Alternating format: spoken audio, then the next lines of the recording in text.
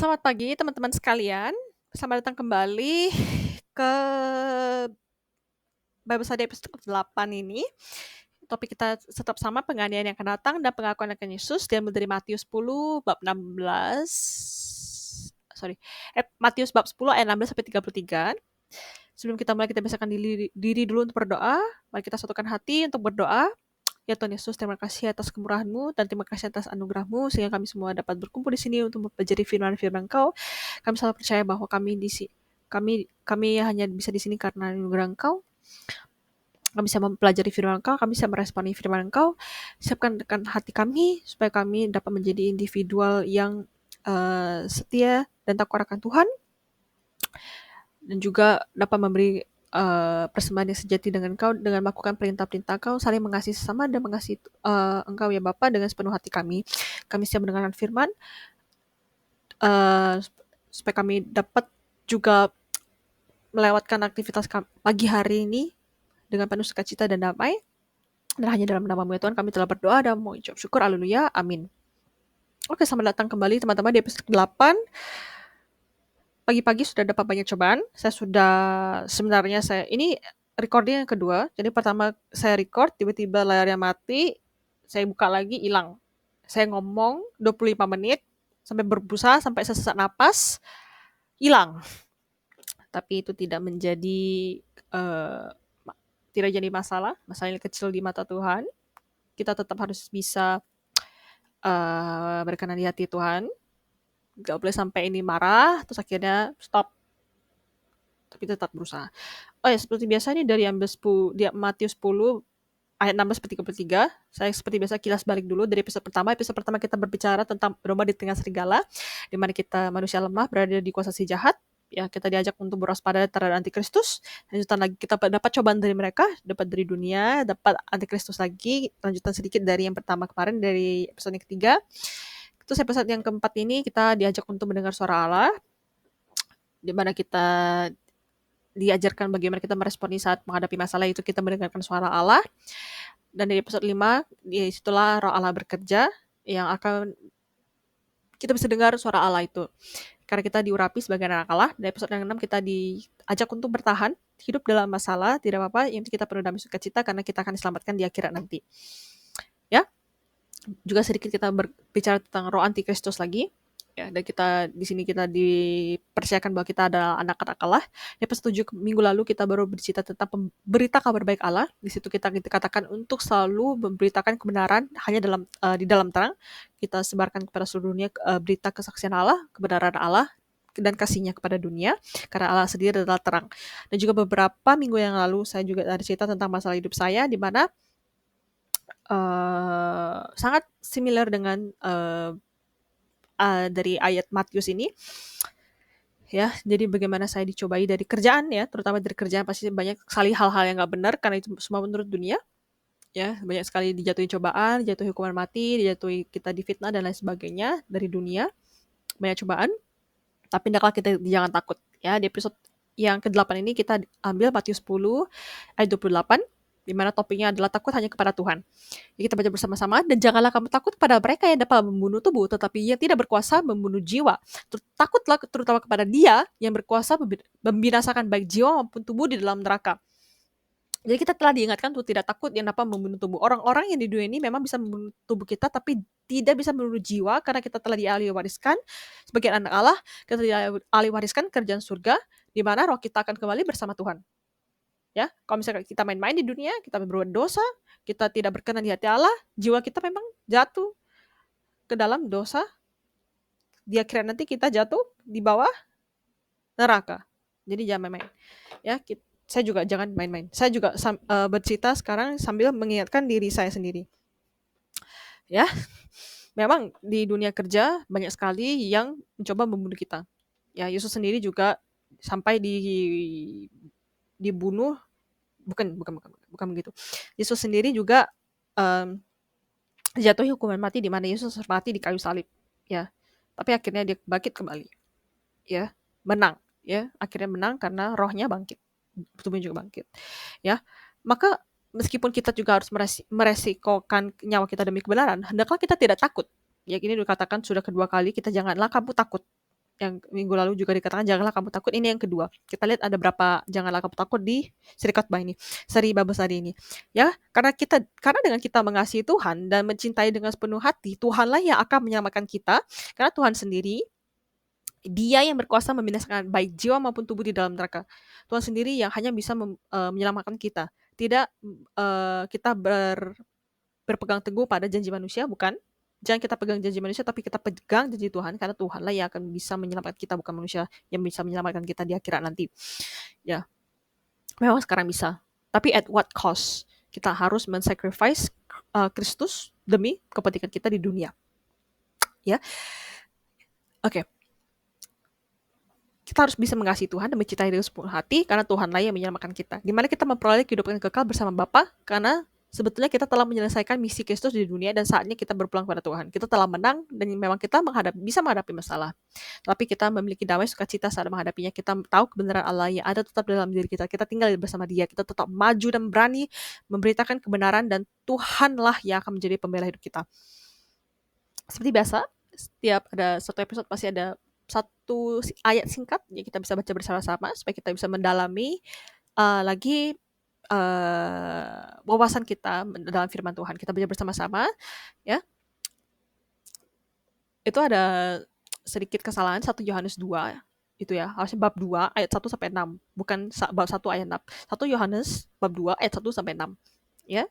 Kristus pengantar kita. Ya, maklumkan manusia bisa melakukan kesalahan, ya. Oke, yang pertama, anak-anakku, hal-hal ini kutuliskan kepada kamu supaya kamu jangan berbuat dosa. Namun jika seorang berbuat dosa, kita mempunyai seorang pengantara kepada Bapa, yaitu Yesus Kristus yang adil. Kedua, dan ia adalah pendamaian untuk segala dosa kita, dan bukan untuk dosa kita saja, tetapi dosa untuk seluruh dunia. Yang ketiga, dan inilah tandanya bahwa kita mengenal Allah, yaitu jikalau kita menuruti perintah-perintahnya. 4. Barang siapa berkata, aku mengenal Dia, tapi ia tidak menuruti perintahnya, ia adalah seorang pendusta dan di dalamnya tidak ada kebenaran. Yang kelima, tetapi barang siapa menuruti firman-Nya, di dalam orang itu sungguh sudah sempurna kasih Allah. Dan dengan itulah kita ketahui bahwa kita tinggal di dalam Dia. Yang terakhir, keenam, barang siapa mengatakan bahwa ia di dalam Dia, ia wajib hidup bersama seperti Kristus telah hidup. Oke, agak ngos-ngosan sedikit, saya sudah ngomong di depan ini sudah nggak tahu berapa lama, udah sampai keringetan sedikit saking antusiasnya. Terlalu cepat saya ngomong, ya. Jadi kalau misalnya terlalu cepat, boleh diperlambatkan speednya. Tapi saya terlalu antusias, jadi saya terlalu cepat. Oke, kita mungkin perlahan-lahan sedikit. Saya sudah capek juga ngomong udah lama. Tapi itu tidak membuat saya berhenti. Pertama, kita diingatkan oleh Allah untuk tidak berbuat dosa. Tentunya Allah nggak mungkin menyuruh kita berbuat dosa. Kita diingatkan untuk tidak berdosa-dosa. Banyak sekali perkataan-kata itu dalam kitab suci. Ya, namun kita juga diingatkan untuk tidak takut. Ya, karena kita memiliki pengantara kepada Bapa melalui Yesus Kristus. Yesus itu adil, Yesus itu baik, Yesus penuh kasih, Yesus itu tulus. Dan Dia adalah gembala-gembala kita semua. Ya, kita semua kenal Allah. Ya, kita dari lahir sudah kenal Allah. Kita percaya kepada Dia. Kita percaya bahwa Yesus Kristus, kita tahu tentang kisah-kisahnya, kita tahu akan kebenaran, karena dari melalui kitab suci itu, kita banyak informasi yang bisa kita peroleh dari kitab suci itu. Kita bahkan sebenarnya bisa dikatakan kita kaya akan kebenaran, ya. Tapi secara faktanya, tapi secara actionnya, apakah kita lakukan demikian? Apakah kita ada melakukan aksi satupun terhadap kekayaan sumber yang kita ada? Ya, seberapa sedikit orang-orang Kristiani yang haus akan kebenaran, ya, yang ingin mempelajari secara dalam tentang makna kitab suci ini, ya. Karena banyak sekali di antara kita yang sebelumnya belum sepenuhnya mengerti maksud yang ada di kitab suci. Kenapa? Gampang, gampang sekali, straightforward, karena banyak di antara kita yang kurang mengerti makna-makna ini karena menggunakan bahasa-bahasa yang advance, bukan yang bahasa kita dengar sehari-hari, gua, lo, na, gitu, ya. Bahasa yang advance, ya, bisa dibilang kaku, bahasa yang sangat formal, dan juga menggunakan makna-makna kias, ya, perumpamaan, sulit dimengerti, ya, sangat sulit dimengerti. Bahkan saya sendiri, kalau saya baca, ini saya berulang kali, ini saya baca cepet aja. Dan ini tandanya bahwa kita mengenal Allah, saat kita mengenal Allah, mengenal Dia, dan ini anak Bapa, dan wajib bersama Dia, bahwa kita dalam Kristus. Jadi kadang kalau sekali baca itu agak puter hidup dalam dia, hidup dalam kamu. Jadi karena kalau kita baca ini, kalau misalnya kita agak ngantuk sedikit, puter otak kita, agak puter.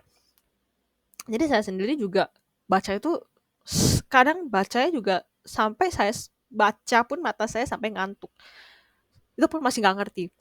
Akhirnya saya cari di internet berapa sources yang internet, bukan internet yang blog-blog, website-website gak jelas ya, tapi website yang saling memberikan informasi tentang pengertian-pengertian firman Tuhan, kasih penjelasan-penjelasan gitu. Ya, jadi saya belajar dari situ sedikit demi sedikit, sambil saya baca pelan-pelan, saya minta Tuhan, saya ingin mengerti, berilah saya jalan keluar untuk mengerti ini gitu loh, kasih saya clue gitu loh, apa sebenarnya dari ini, saya ingin tahu lebih dalam. Ya, pada saat kita tulus mengasihi dia, pasti ada caranya. Maka kita akan selalu haus akan kebenaran. Itu yang umat-umat antusias yang mau meresponi firman Tuhan, dan itulah yang diperhitungkan oleh Tuhan. Sangat diperhitungkan oleh Tuhan. Kita mau tahu tentang kebenaran, kita haus akan kebenaran, kita mencari firman, dan kita mau mempelajarinya. Supaya kita bisa mengerti apa yang Tuhan ingin ceritakan kepada kita, supaya kita bisa mengerti apa yang Tuhan ingin sampaikan kepada kita, supaya kita bisa mengerti maksud perintahnya yang sungguh-sungguh. Ya, kita bisa mengubah hati kita dan karakter kita sesuai dengan firman Tuhan, dan kita juga bisa hidup menurut citra Allah, dan kita hidup di dalam Dia. Ya, jika kita melakukan perintahnya, maka jembatan kita akan terbangun. Ya, jembatan itu apa? Jadi jembatan itu adalah relasi kita bersama Tuhan melalui Yesus Kristus. Jadi hubungan kita dengan Allah akan terbangun melalui perantara kita, Yesus Kristus. Saya sedikit cerita, ya, sudah sekian lama saya menjadi Katolik. Saya bisa dibilang dari lahir saya udah Katolik, karena saya berada di keluarga Katolik. Jadi saya lahir tuh Katolik. Tapi saya merasa sejauh ini ternyata saya hanya Katolik KTP, Katolik identitas. Jadi saya tidak memiliki sikap yang antusias terhadap Kristus. Meskipun saya sadar bahwa jadi teman-teman yang Katolik, kalau misalnya pernah dengar bisdinar, ya, pelayan altar ya. Jadi kalau misalnya teman-teman Kristen yang misalnya nggak pernah mendengar kata bisdinar, itu artinya pelayan altar yang di mimbar, yang melayani Tuhan istilahnya. Misalnya anak-anak, ya, anak muda, anak kecil gitu. Saya melayani itu dari SD kelas 5 sampai dengan SMA. Jadi dari kecil sampai besar, saya merasa saya sangat dekat dengan Tuhan, padahal tidak. Saya tidak memiliki sikap yang antusias. Saya memiliki hati dan sikap berbeda saat melayani Tuhan. Sangat berbeda. Meskipun saya secara fisikal ada di sana, dan saya percaya bahwa saya dekat dengan Tuhan, ternyata tidak. Ya. Tapi beberapa bulan lalu saya karena saya sendiri, sekali lagi mungkin teman-teman belum tahu, saya merantau ke luar negeri. Saya kuliah di sini, saya kuliah di Australia, dan sekarang masih di sini. Dan saya masih bekerja. Kalau teman-teman udah ikut, mungkin bisa dengar cerita saya dari episode 5, ya, background saya sedikit. Tapi kalau saya bisa buat video yang lain kalau misalnya teman-teman ingin tahu lebih dalam tentang background saya, tapi tidak di sini. Jadi sejak saya di sini, jadi saya mau dengar ibadah yang ada di Indonesia. Saya iseng-iseng penasaran, nyari di YouTube ibadah online di beberapa bulan lalu di Indonesia, tapi saya lupa di kota apa. Terus saya nonton, saya meresponi firman Tuhan, saya mendapat panggilan, saya memperoleh panggilan, dan di situ saya rasa berbeda. Saya mulai belajar tentang firman-firman Tuhan. Saya mulai mengubah hati saya. Saat dimana saya mengalami masalah, saya bisa menyikapinya dengan tulus, damai, dan sukacita sesuai dengan perintahnya Allah. Ya, saya sendiri berada dalam perjalanan, dalam journey untuk menjadi pribadi yang berkenan Tuhan. Bukan berarti saya di sini memberitakan kebenaran. Saya manusia suci, nggak pernah berbuat dosa, manusia yang kaya akan pengetahuan Allah, yang pintar, yang paling pintar, enggak, saya nggak ada, jauh dari situ. Allah sendiri yang paling tinggi dari semuanya itu. Memang saya nggak sempurna, ya. Saya juga bisa jatuh dalam dosa. Bahkan saya sendiri, apalagi banyak sekali cobaan-cobaan yang bisa membuat saya stop untuk memberitakan kebenaran. Kadang saya merasa sendiri, saya agak males mau mencari firman Tuhan untuk mempelajarinya lebih dalam lagi, atau bahkan membuat video seperti begini. Saya merasa tidak layak untuk memberitakan kebenaran, karena apalagi saya merasa sangat malu pada saat saya jatuh ke dalam dosa. Ya, jadi di dalam pikiran saya itu adalah salah satu hamba Tuhan yang tahu akan kebenaran. Ya, tapi kenapa saya melakukan dosa dan menyakiti Kristus yang telah mati di kayu salib? Itu pada saat saya berbuat dosa itu saya rasa malu sekali. malu sekali saya mau ngomong di depan kamera, saya ngomong tentang kebenaran Allah, tapi dalam saya itu masih ada dosa. Saya minta ampun kepada Tuhan, saya minta ampun dengan sungguh-sungguh, saya buang ego saya turun harga diri saya, nggak ada lagi harga diri, saya minta maaf kepada Tuhan. Tuhan, ampunilah hambamu yang penuh dosa ini, hamba yang malas, tergantung pada saat itu lagi terjadi apa. Kadang saya malas, kadang saya rasa saya ada amarah, karena saya sendiri pada tumbuh dewasa saya itu orangnya gak sabaran, suka marah-marah. Jadi kadang saya suka terbawa emosi dan akhirnya berbuat dosa. Saya minta minta maaf dengan Tuhan, maaf begitu gitu. Karena memang agak susah, ya.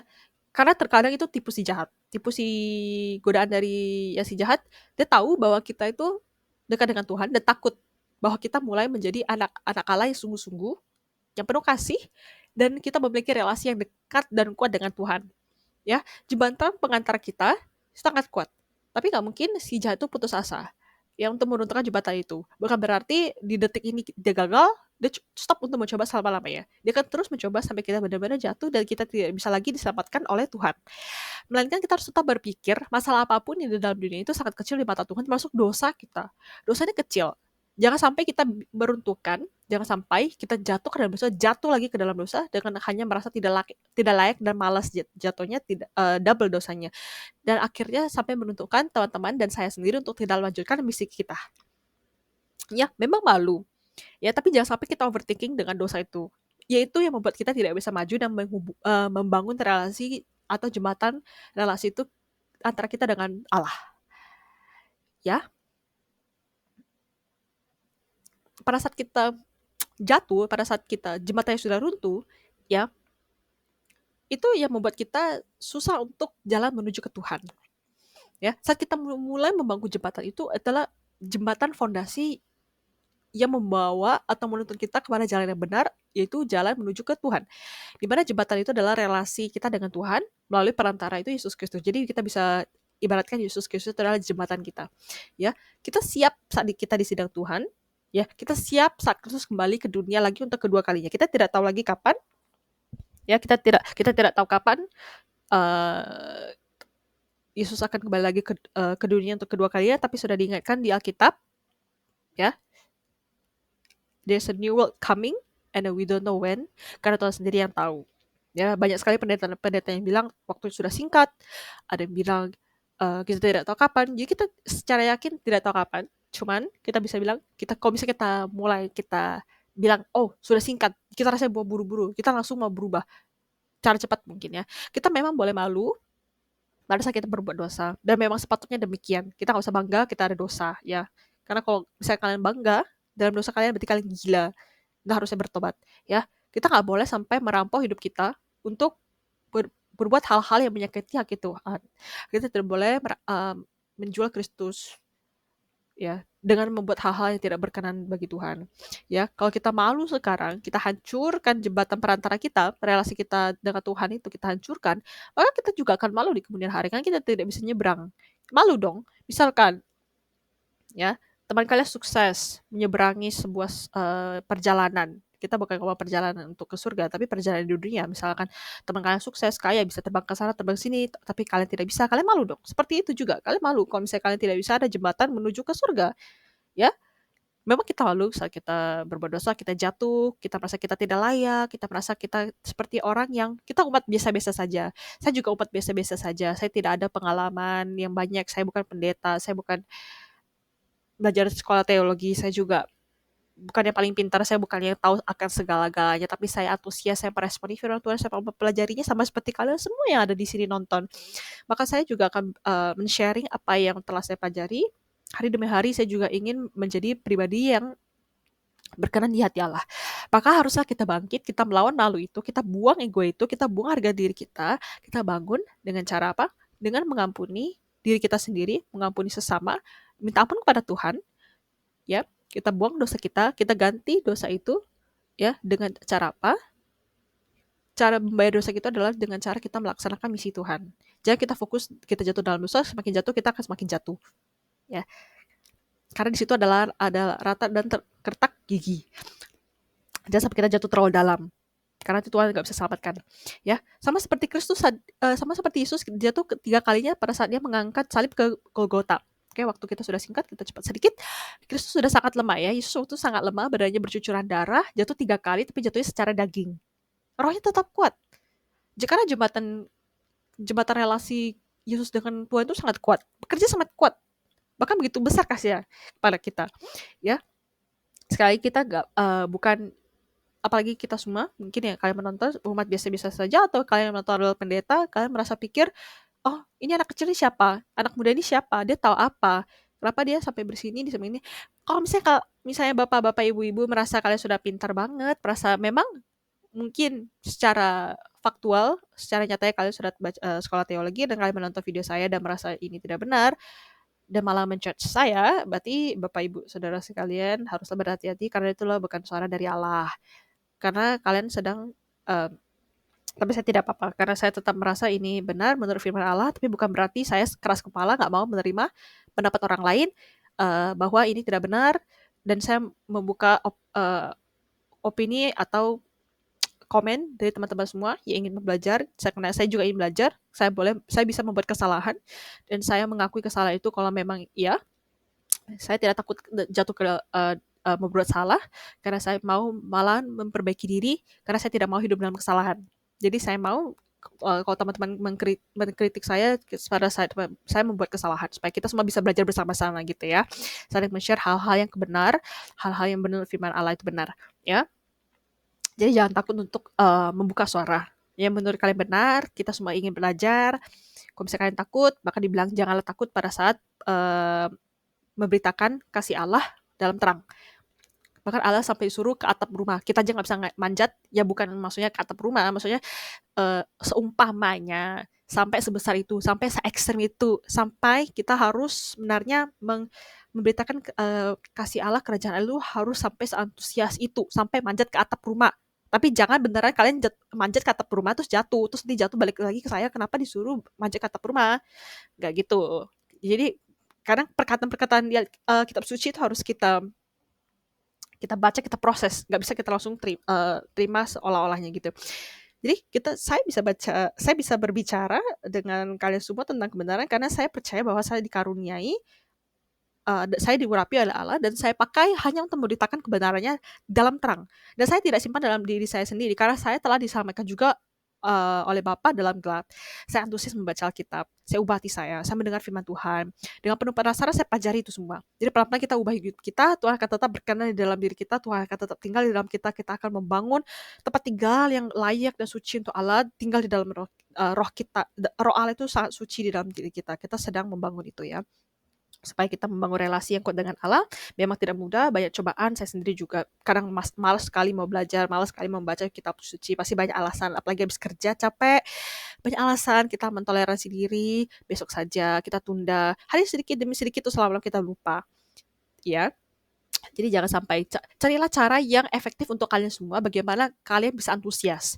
Kalau saya kadang kalau misalnya saya capek, saya dengar saja daripada saya baca, terus habis kadang berapa menit setelah dengar saya tiba-tiba menjadi antusias banget. Tiba-tiba saya baca kitab suci akhirnya lupa tidur. Jadi carilah cara. Ya tiap orang mungkin berbeda-beda. Karena saya sendiri memang tidak suka baca. Mau mungkin teman suka banget, saya lebih memilih nonton atau mendengar. Secara visual itu lebih gampang juga dimengerti. Jadi mungkin Anda boleh nonton YouTube video atau mendengar podcast yang apapun yang lebih gampang untuk kalian pelajari gitu. Jadi makanya saya membuat video. Ya, waktu kita singkat dan mungkin hari ini sudah cukup yang saya sampaikan pada teman-teman semua.